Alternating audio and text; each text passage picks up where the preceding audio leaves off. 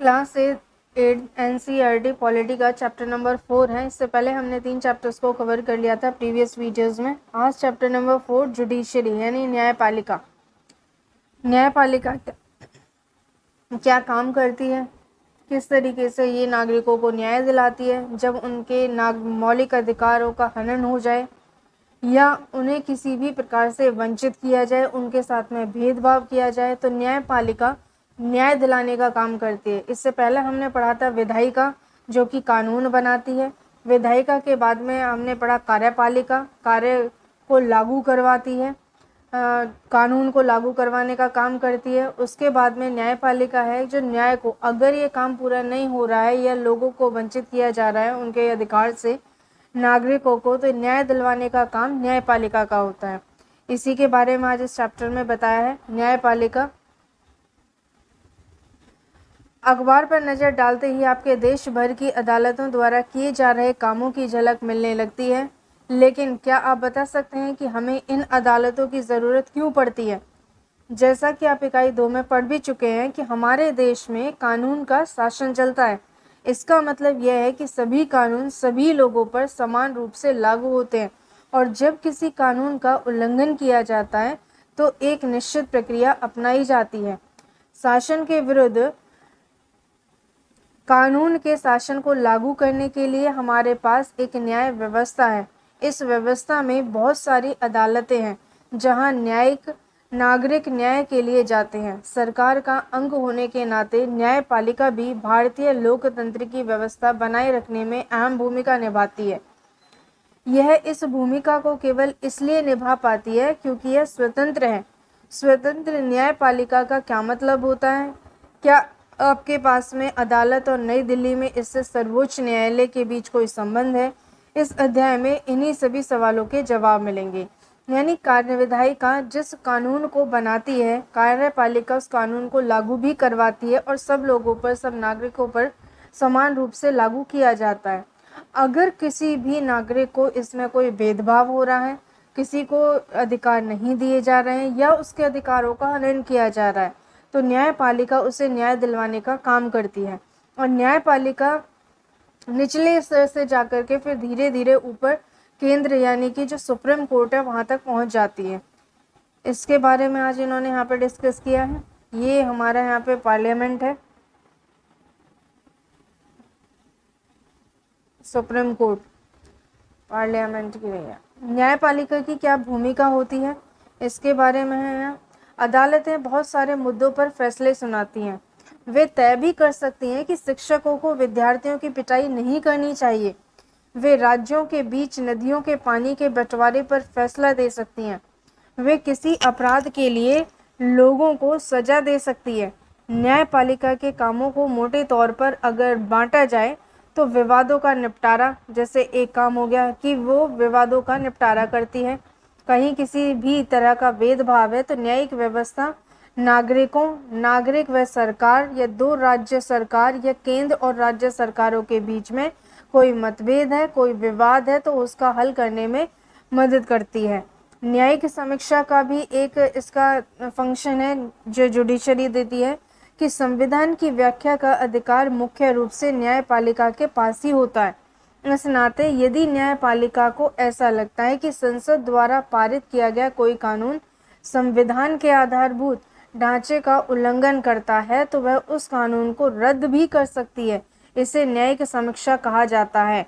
कार्यपालिका और विधायिका ने कोई कानून बनाया, कार्यपालिका उसे लागू भी करवा रही है, लेकिन फिर भी पता चलता है कि कानून जो नागरिक हैं उनके अधिकारों का उल्लंघन करता है, तो उस कानून को न्यायपालिका रद्द भी कर सकती है और इसी प्रोसेस को न्यायिक समीक्षा कहा जाता है। कानून की रक्षा और मौलिक अधिकारों का क्रियान्वयन।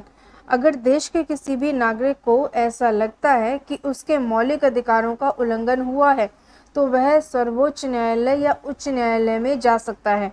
सर्वोच्च न्यायालय में आर्टिकल 32 के तहत उसे वहाँ पे रेमेडी दी जाएगी और हाई कोर्ट के अंदर आर्टिकल 226 में उसे वहाँ रेमेडी दी जाएगी उसके अधिकारों का हनन होने पर। यह भारत का सर्वोच्च न्यायालय है। इसकी स्थापना, सर्वोच्च न्यायालय की स्थापना हुई 26 जनवरी 1950 को की गई थी, 26 जनवरी 1950 को। उसी दिन हमारा देश गणतंत्र बना था। अपने पूर्ववर्ती फेडरल कोर्ट ऑफ इंडिया 1937 से 1949 तक यह न्यायालय भी पहले संसद भवन के भीतर चैम्बर ऑफ प्रिंसेस में हुआ करता था। फिर 1958 में इसे इमारत में स्थानांतरित कर दिया गया। यानी 26 जनवरी 1950 को जब हमारा देश गणतंत्र हुआ, तब ही 26 जनवरी 1950 को हमें ये सर्वोच्च न्यायालय भी मिला था। इससे पहले 1933 में बन तो गया था, लेकिन तब इसे फेडरल कोर्ट ऑफ इंडिया कहा जाता था 1949 तक। उसके बाद में कुछ यहाँ पे विवाद हैं कि किस तरीके के विवादों का निपटारा सुप्रीम कोर्ट या न्यायपालिका जुडिशरी कर सकती है। तो केंद्र और राज्य के बीच में कोई भी यहाँ पे मतभेद हुआ है, उसका निपटारा करेगी। दो राज्यों के बीच में कोई विवाद है, तब भी उसका निपटारा जुडिशरी करती है। दो नागरिकों के बीच के विवाद का निपटारा भी यहाँ पे जुडिशरी करेगी। ऐसे कानून जो संविधान का उल्लंघन करते हैं, उसमें भी जुडिशरी न्याय प्रदान करती है। स्वतंत्र न्यायपालिका क्या होती है? स्वतंत्र न्यायपालिका क्या है? अब स्वतंत्र, कल्पना कीजिए कि एक ताकतवर नेता ने आपके परिवार की जमीन पर कब्जा कर लिया। आप एक ऐसी व्यवस्था में रहते हैं जहां नेता किसी न्यायाधीश को उसके पद से हटा सकते हैं या उसका तबादला कर सकते हैं। जब आप इस मामले को अदालत में ले जाते हैं तो न्यायाधीश भी नेता की हिमायत करता दिखाई देता है। अब नेताओं का न्यायाधीश पर जो नियंत्रण रहता है, उसकी वजह से न्यायाधीश स्वतंत्र रूप से फैसले नहीं ले पाते। इसलिए ये ज़रूरी है कि जो न्यायपालिका है, जुडिशरी है देश के अंदर, उसे स्वतंत्र किया जाए। किसी भी नेता या अभिनेता का उसके ऊपर कोई दबाव या नियंत्रण ना हो। न्यायाधीश को इस बात के लिए मजबूर कर देगा कि हमेशा नेता ही की पक्ष में फैसला सुनाए। अब हम ऐसे बहुत सारे किस्से जानते भी हैं जहां अमीर और ताकतवर लोगों ने न्यायिक प्रक्रिया को प्रभावित करने का प्रयास भी किया होगा, लेकिन भारतीय संविधान इस तरह की दखल अंदाजी को स्वीकार नहीं करता। भारतीय संविधान में न्यायपालिका को पूरी तरह से स्वतंत्र रखा गया है। यहाँ किसी अमीर की वजह से किसी गरीब के साथ में कोई अन्याय नहीं किया जा सकता, उसे न्याय ही दिया जाएगा। यह स्वतंत्रता का पहला पहलू है। शक्तियों का बंटवारा किया है न्यायपालिका, जैसा कि आपने पहले अध्याय में भी पढ़ा था कि यह स्वतंत्र न्यायपालिका क्या होती है, इसके बारे में बताया। अगर न्यायपालिका स्वतंत्र नहीं होगी तो किसी नेता या किसी अमीर आदमी का उसके ऊपर कंट्रोल रहेगा, नियंत्रण रहेगा। तो कोई भी जो फैसला न्यायपालिका करेगी वह निष्पक्ष नहीं होगा। जो इंसान उसका कल्प्रिट है, उसे वहाँ पर सजा नहीं दी जाएगी। इस तरीके से न्यायपालिका को स्वतंत्र होना बहुत आवश्यक है। इसी के बारे में यहाँ पर बताया है। यहाँ पर है कि एक ताकतवर नेता ने आपके परिवार की जमीन पर कब्जा कर लिया। आप एक ऐसी व्यवस्था में रहते हैं कि जहां नेता किसी न्यायाधीश को उसके पद से हटा भी सकता है या उसका तबादला कर सकते हैं। जब आप इस मामले को अदालत में ले जाते हैं तो न्यायाधीश भी नेता की हिमायत करता दिखाई देता है। अब नेताओं का न्यायाधीश पर जो नियंत्रण रहता है, उसकी वजह से न्यायाधीश स्वतंत्र रूप से फैसले नहीं ले पाते। स्वतंत्रता का यही अभाव न्यायाधीश को इस बात के लिए मजबूर कर देगा कि वह हमेशा नेता के ही पक्ष में फैसला सुनाए। हम ऐसे बहुत सारे किस्से जानते भी हैं जहां अमीर और ताकतवर लोगों ने न्यायिक प्रक्रिया को प्रभावित करने का प्रयास किया है, लेकिन भारतीय संविधान इस तरह की दखल अंदाजी को स्वीकार नहीं करता, क्योंकि हमारे संविधान में न्यायपालिका को पूरी तरह से स्वतंत्र रखा गया है। ये इस स्वतंत्रता का एक पहलू है कि शक्तियों का बंटवारा किया गया है। जैसे कि आपने पहले अध्याय में पढ़ा था, हमारे संविधान का एक बुनियादी पहलू है। इसका मतलब यह है कि विधायिका कानून बनाती है, कार्यपालिका उस कानून को लागू करवाती है। जैसी सरकार की अन्य शाखाएं भी न्यायपालिका के काम में दखल नहीं दे सकती हैं। अब विधायिका और कार्यपालिका ये न्यायपालिका के काम में दखल नहीं देंगी और अदालतें सरकार के अधीन ही होती हैं, ना ही वे सरकार की ओर से काम करती हैं।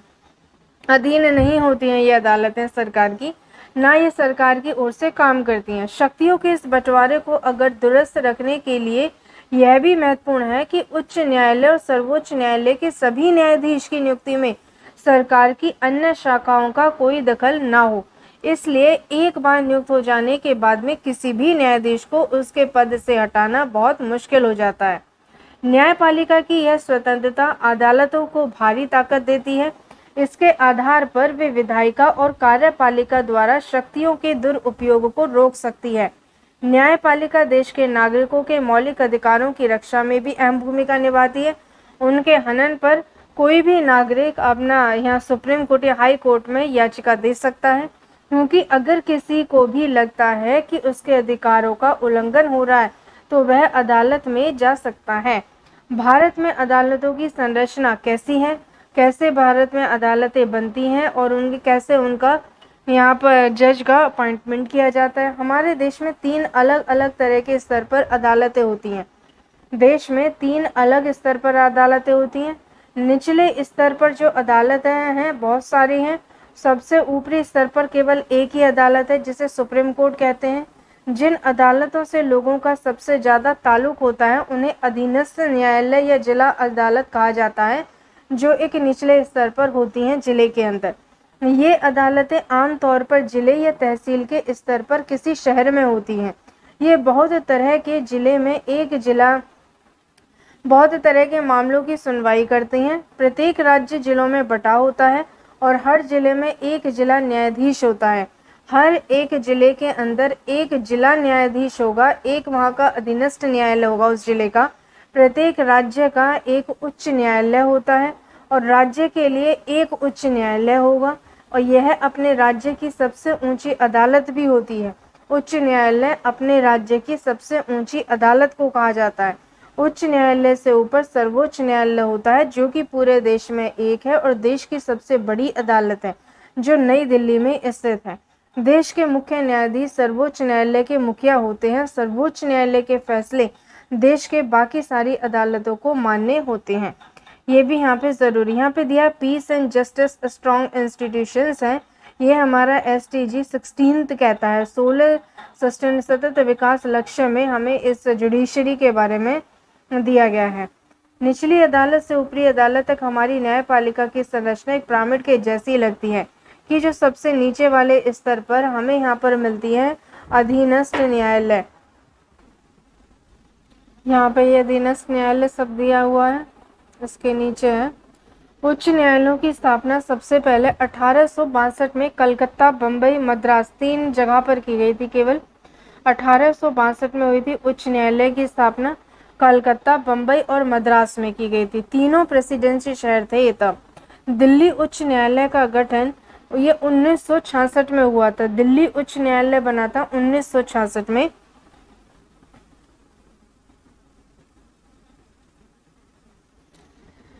आज देश भर में 25 उच्च न्यायालय हैं। बहुत सारे राज्यों के अपने उच्च न्यायालय हैं, जबकि पंजाब और हरियाणा का एक साझा उच्च न्यायालय चंडीगढ़ में है।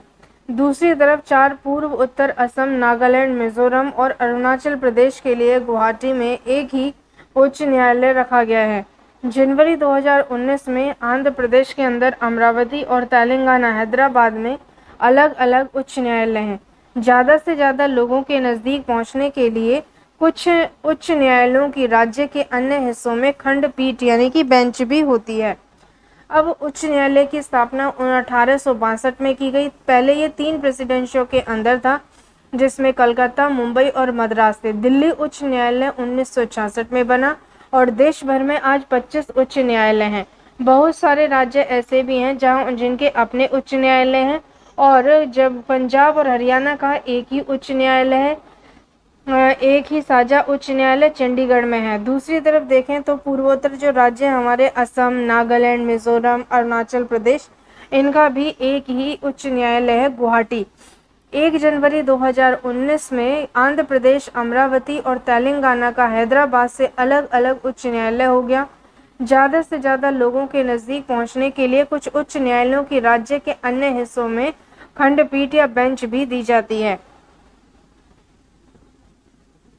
क्या विभिन्न स्तरों की अदालतें एक दूसरे से जुड़ी हुई हैं? इसका जरूरत है कि हाँ, ये सारी अदालतें जुड़ी हुई होती हैं। भारत में हमारे पास एकीकृत न्यायिक व्यवस्था है। इसका मतलब यह है कि ऊपरी अदालतों के फैसले नीचे की सारी अदालतों को मान्य होते हैं। एकीकृत न्यायिक व्यवस्था का मतलब कि जो सबसे बड़ी अदालतें हैं, सुप्रीम कोर्ट है, अगर और देखें तो नीचे इसके हाई कोर्ट है, फिर उसके नीचे भी आ जाते हैं यहाँ पे म्यूनिसिपल कॉरपोरेशन, उसके नीचे अधीनस्थ न्यायालय। तो इन अधीनस्थ न्यायालय का कोई भी मामला है, सुप्रीम कोर्ट या हाई कोर्ट कुछ बात कहता है तो अधीनस्थ न्यायालय को मानना पड़ेगा। इसका मतलब होता है कि एकीकृत न्यायिक व्यवस्था है भारत के अंदर, जो ऊपरी अदालतों के फैसले नीचे की सारी अदालतों को मान्य होते हैं। इस एकीकरण को समझने के लिए अपील की व्यवस्था को देखा जा सकता है। अगर किसी व्यक्ति को ऐसा लगता है कि निचली अदालत द्वारा दिया गया फैसला सही नहीं है, तो वह उससे ऊपर की अदालत में भी अपील कर सकता है। अपील की व्यवस्था को समझने के लिए एक मुकदमे पर विचार करें। ये राज्य दिल्ली प्रशासन बनाम लक्ष्मण कुमार और अन्य का मुकदमा है, जो निचली अदालत में सर्वोच्च न्यायालय तक लड़ा गया। इसमें 1980 में के फरवरी महीने में लक्ष्मण कुमार ने 20 वर्षीय सुधा गोयल से विवाह किया। दिल्ली में एक फ्लैट में रहते थे, जहां लक्ष्मण के भाई और उनके परिवार भी रहा था। 2 दिसंबर 1980 को सुधा की अस्पताल में मौत हो गई। वह जली हुई थी। सुधा के घर वालों ने अदालत में मुकदमा दायर किया। जब निचली अदालत के सामने यह मुकदमा आया तो 4 पड़ोसियों को भी गवाह के तौर पर बुलाया गया। पड़ोसियों ने अपने बयान में कहा कि 1 दिसंबर की रात को उन्होंने सुधा की चीख सुनी थी और मामला जानने के लिए बलपूर्वक लक्ष्मण के घर में घुसे थे। वहां उन्होंने देखा कि सुधा की साड़ी से आग की लपटें उड़ रही थीं। उन्होंने सुधा को एक बोरे और कंबल में लपेटकर आग बुझाई। सुधा ने उन्हें बताया कि उसकी सास और शकुंतला ने उसके ऊपर मिट्टी का तेल डाला था और लक्ष्मण कुमार ने आग लगाई थी। मुकदमे के दौरान सुधा के परिवार वालों को एक पड़ोसी ने कहा कि सुधा के ससुराल वाले उसके साथ बहुत ज्यादा मारपीट भी करते थे। उनकी मांग थी कि पहले बच्चे के पैदा होने पर उन्हें एक बड़ी रकम, एक स्कूटर और एक फ्रिज दिया जाए। अपने बचाव में लक्ष्मण और उसकी मां ने कहा कि सुधा दूध गर्म कर रही थी, तभी उसकी साड़ी में आग लग गई। इन सभी बयानों और साक्ष्यों के आधार पर निचली अदालत ने लक्ष्मण, उसकी मां शकुंतला और सुधा के जेठ सुभाष चंद्र को दोषी करार दिया और तीनों की मौत की सजा सुनाई। फिर 1983 नवंबर महीने में तीनों आरोपियों ने इस फैसले के खिलाफ उच्च न्यायालय में अपील दायर की। दोनों तरफ के वकीलों के तर्क सुनने के बाद उच्च न्यायालय ने फैसला किया कि सुधा की मौत एक दुर्घटना थी। वह मिट्टी के तेल से जलने वाले स्टोव से जली थी। अदालत ने लक्ष्मण, शकुंतला और सुभाष चंद्र तीनों को बरी कर दिया। शायद आपको कक्षा 7 की किताब में महिला आंदोलन पर केंद्रित एक चित्र निबंध याद होगा। उसमें भी आपने पढ़ा था कि 1980 के दशक में देश भर के महिला संगठन दहेज हत्याओं के खिलाफ आवाज उठा रहे थे। उन्हें इस बात पर दुख था कि अदालतें इस तरह की घटनाओं में दोषियों को दंडित नहीं कर पा रही हैं। उच्च न्यायालय के उपरोक्त फैसले ने ऐसी जागरूक महिलाओं को काफी परेशान कर दिया। उन्होंने कई जगह धरने प्रदर्शन किए। उच्च न्यायालय के फैसले के खिलाफ सर्वोच्च न्यायालय में एक और अपील दायर की। यह appeal Indian federation of women lawyers नामक संगठन की तरफ से दायर की गई थी। फिर 1985 में सर्वोच्च न्यायालय ने लक्ष्मण और उसकी मां और भाई को बरी करने के फैसले के खिलाफ अपील पर सुनवाई शुरू कर दी। वकीलों के तर्क सुनने के बाद सर्वोच्च न्यायालय ने फैसला दिया कि वह उच्च न्यायालय के फैसले से अलग था। सर्वोच्च न्यायालय ने लक्ष्मण और उसकी मां को तो दोषी पाया, लेकिन सुभाष चंद्र को आरोपों से बरी कर दिया क्योंकि उसके खिलाफ पर्याप्त सबूत नहीं थे। सर्वोच्च न्यायालय ने दोनों आरोपियों को उम्र कैद की सजा सुनाई। अब इससे अलग अधीनस्थ अदालतों को भी कई अलग अलग नामों से संबोधित किया जाता है, जैसे उन्हें ट्रायल कोर्ट या जिला न्यायालय कह सकते हैं, अतिरिक्त सत्र न्यायाधीश, प्राधान न्यायिक मजिस्ट्रेट, मेट्रोपॉलिटन मजिस्ट्रेट, सिविल जज न्यायालय आदि नामों से भी बुलाया जाता है।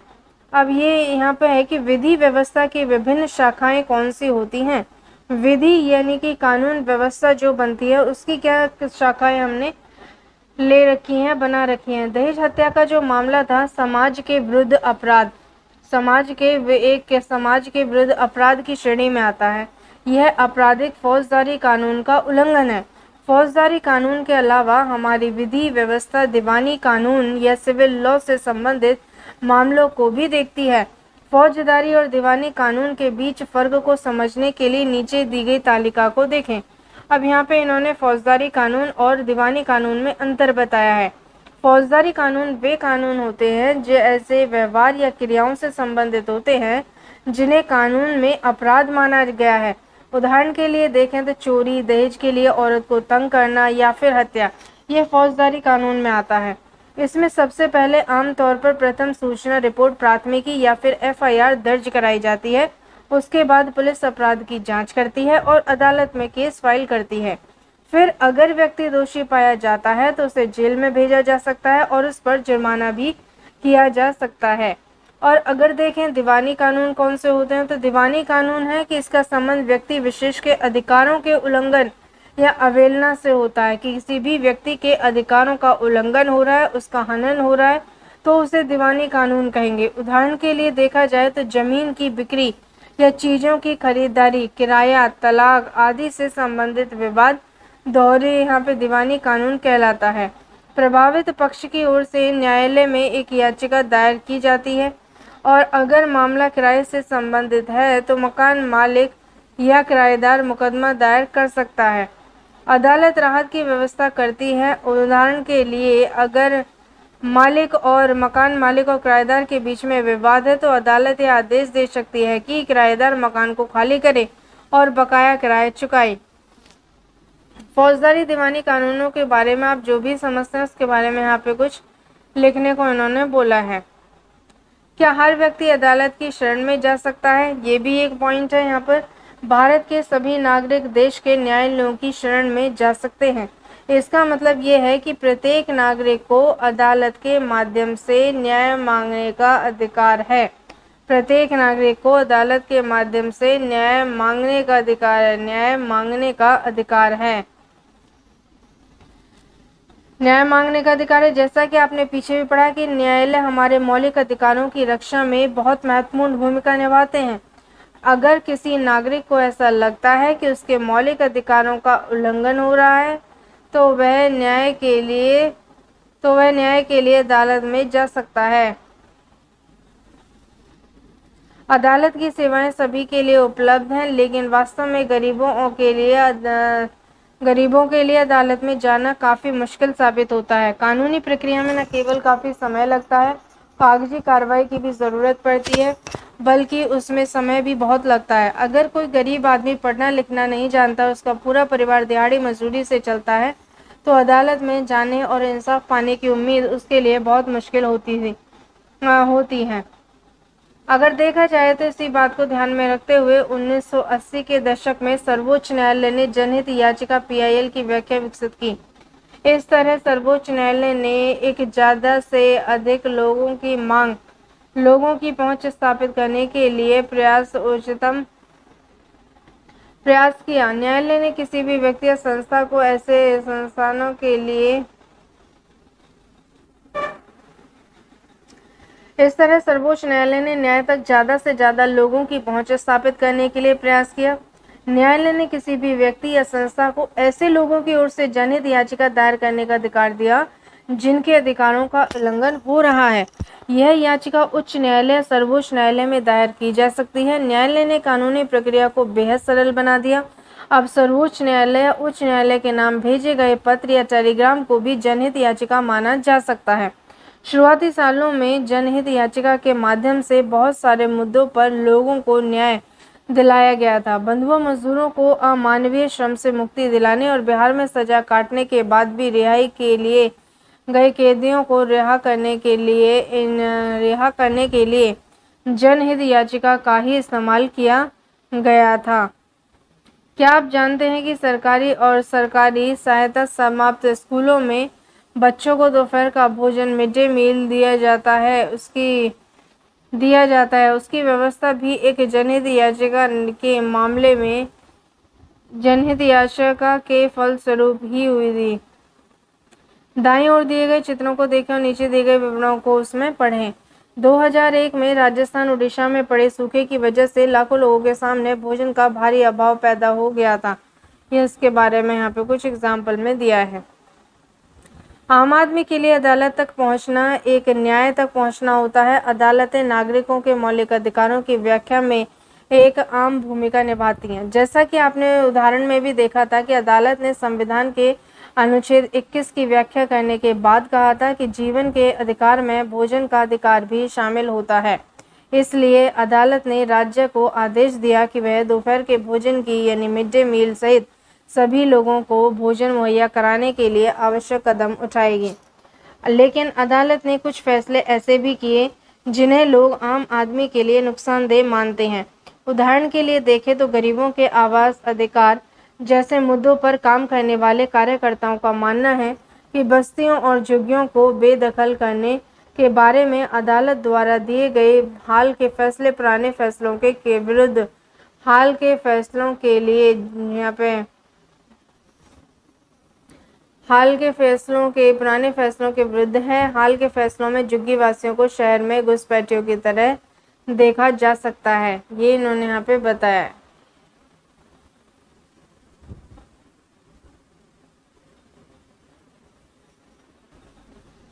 जबकि पहले वाले फैसले जब 1985 में ओल्गा टेलिस बनाम बम्बई नगर निगम के मुकदमे में दिया गया फैसला झुग्गी वासियों की आजीविका बचाने का प्रयास किया जा रहा था।